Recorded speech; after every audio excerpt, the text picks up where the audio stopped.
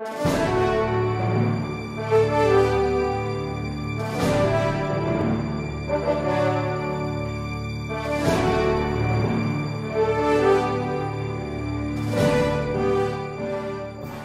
President, we're ready for the cross-examination, Mr. President. The defense counsel may cross-examine if he wishes.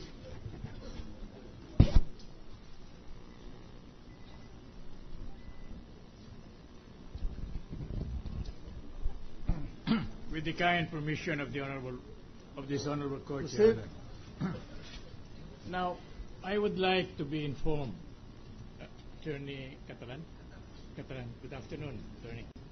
I would like to be informed whether, from the point of view of the SEC, whether there is any difference between cancellation, meaning revocation of license, and dissolution of the corporation. That's my preliminary question. We usually use the term cancellation with respect to cancellation of license.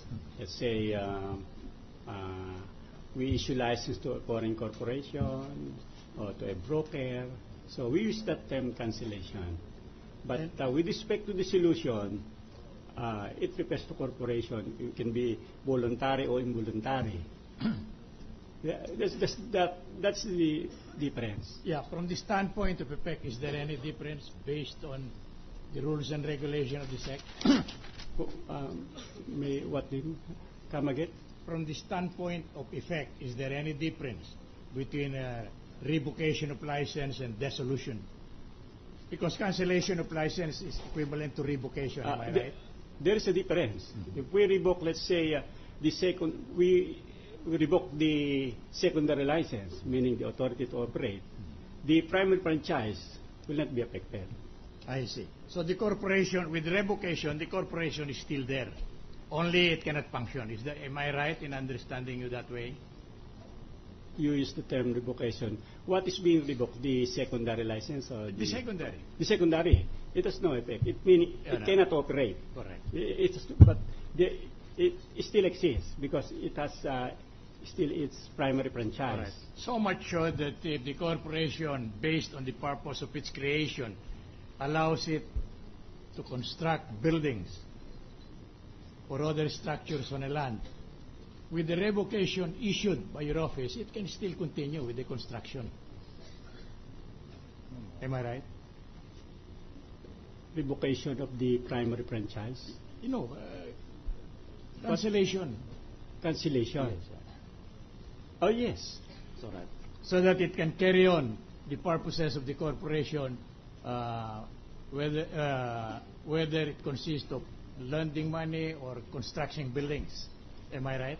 It depends on the authority given on the license. Oh. Meaning, if you have the license to, let's say, to lend, that's supposed to be the secondary license. If we cancel that, you can no longer operate your business. But the corporation remains. But as to that business, no. Because you have no license. Now, may I direct your attention to the secondary purposes of this corporation known as Basa Guidote Enterprises Incorporated. It states to lend and advance money or give credit to such persons, firms or companies under such terms as it may thought fit, and in particular to customers, persons, and firms and companies dealing with the company, and to give guarantees or become surety for any such persons, firms, or companies. Have we issued a license for that purpose? Well, I am referring to a very specific and particular case, the Guidote Enterprise.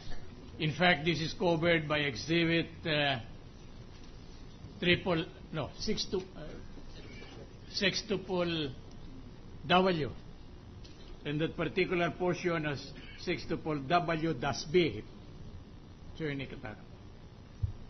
Objection, Your Honor. The question is vague. There is no question, Your Honor. So what is being objected to? If there is no question, may gali na. You are asking the witness to answer without a question. So I thought you are objecting because there is no question. I would like to know what are you objecting. the objection is you are awaiting the answer for something of which you have not raised the question. I have yet to see that kind of... Is the question Hindi pa tapos ako. is the question misleading? No, Your Honor, vague because he made a statement and then he was awaiting the... Well, you can only object in a Vague, Your cross-examination Honor. Vague. largely on a misleading question. If the counsel is trying to mislead the witness of having said something that he did not say.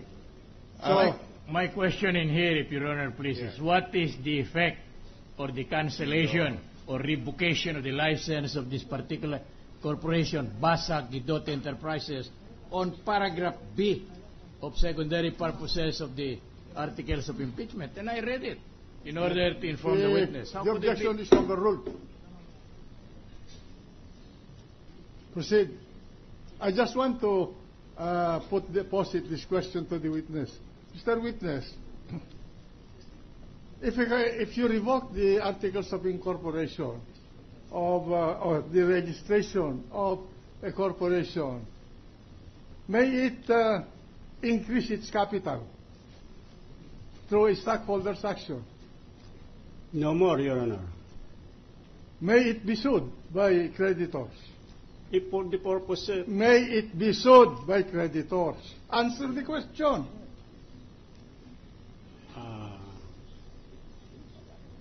Yes, Your Honor. Oh, if it's dead, how can it be sued? As a corporation. Under Section 122, the dissolved corporation has 3 years within which to prosecute or defend Can it cases. pay its employees If it's, after you have revoked its registration? if it's part of liquidation, yes, Your Honor. If it is not a part of liquidation, it's not liquidated yet. Then it's not. I think you are misinterpreting the corporation law.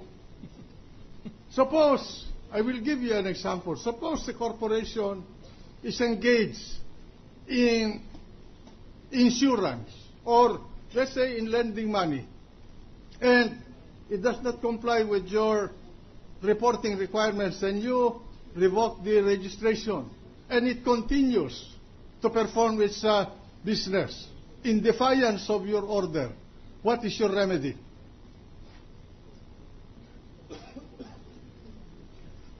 Well, as far as the SEC What is your remedy? We already revoked the... How? None, because we already revoked Can the... you close the corporation, the premises? No, Your Honor. Isn't it your remedy will be co-warrant of proceeding? No, Your Honor. No, Your Honor. You will not institute co-warrant of proceeding? No, unless there is a complaint. Huh? But we never encounter such a case or complaint. Precisely. I'm sorry to tell you, I'm teaching you corporation law. If a corporation defies your orders, what is your remedy? Close all the offices? A bank will not comply with its corporate responsibilities under the SEC. Will you physically close the corporation? No, Your Honor. Oh, then what? Well, it's... Anyway, proceed, Mr. Counsel. All right. With the kind permission of the Honorable Court, may I direct your attention to ZEC Circular number 15, which had been marked as Exhibit Triple D. 64D. 69. No, 5D. Kindly go over the same before I ask you any question. Quinto folio, opo. Tingnan mo nga ako. Please. Just to complete my question, no? May it can a person who, can a corporation whose registration was revoked by you sue to recover money, to recover property, or to enforce his rights? Yes, Your Honor. Okay. You proceed, Counsel. Okay then, Your Honor. Thank you.